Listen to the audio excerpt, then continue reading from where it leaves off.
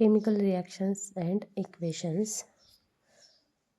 तर आज आपण केमिकल रिॲक्शन आणि इक्वेशन्समधला एक point type of chemical reactions हा पाहणार आहोत.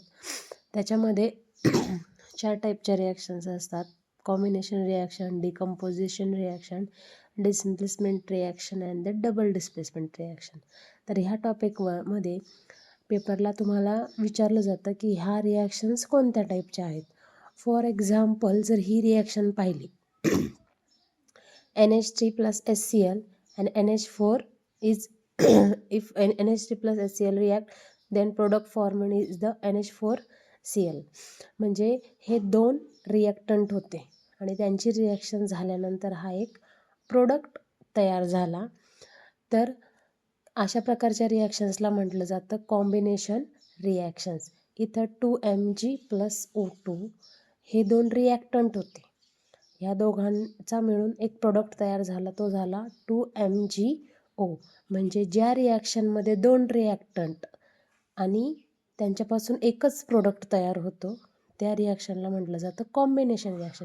म्हणजे तिथे 2 रिॲक्टंट जे आहेत ते एकत्र आलेले आहेत, कंबाईन होऊन एकच प्रोडक्ट तयार झालेला आहे, म्हणून ह्या रिॲक्शन्सला नाव दिलं आहे त्यांनी कॉम्बिनेशन रिॲक्शन. म्हणून ह्या रिॲक्शनला म्हटलं जातं कॉम्बिनेशन रिॲक्शन. मग त्याची डेफिनेशन अशी होते की when 2 or more reactant combine in the reaction to form a single product. म्हणजे 2 किंवा त्याच्यापेक्षा जास्त रिॲक्टंट एकत्र येऊन रिॲक्शन होते, त्यावेळेस एकच सिंगल प्रोडक्ट तयार होतो. अशा रिॲक्शनला कॉम्बिनेशन रिॲक्शन असे म्हणतात.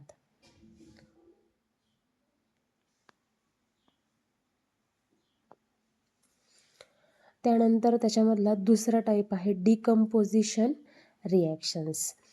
आता डिकम्पोजिशन म्हणजे काय? डिकम्पोज्ड होणे. म्हणजे इथं रिॲक्टंट एकच असणार आहे आणि त्या रिॲक्टंटचं डिकम्पोजिशन होऊन 2 प्रोडक्ट तयार होणार आहेत, म्हणून या रिॲक्शनला नाव दिलं जातं डिकम्पोजिशन रिॲक्शन. तर इथं CH12H12O11 म्हणजे हा एक कार्बोहायड्रेटचा टाईप आहे. ह्याचं रूपांतर झालेलं आहे 12 कार्बन प्लस 11 H2O. म्हणजे इथं रिॲक्टंट एकच होता आणि प्रोडक्ट किती तयार झालेले आहेत? 2. इथे पण CaCO3 ह्याला जर हीट दिली तर ह्याचं रूपांतर होणार आहे CaO प्लस CO2. म्हणजे इथं पण रिॲक्टंट एकच होता, प्रोडक्ट इथं किती तयार झाले?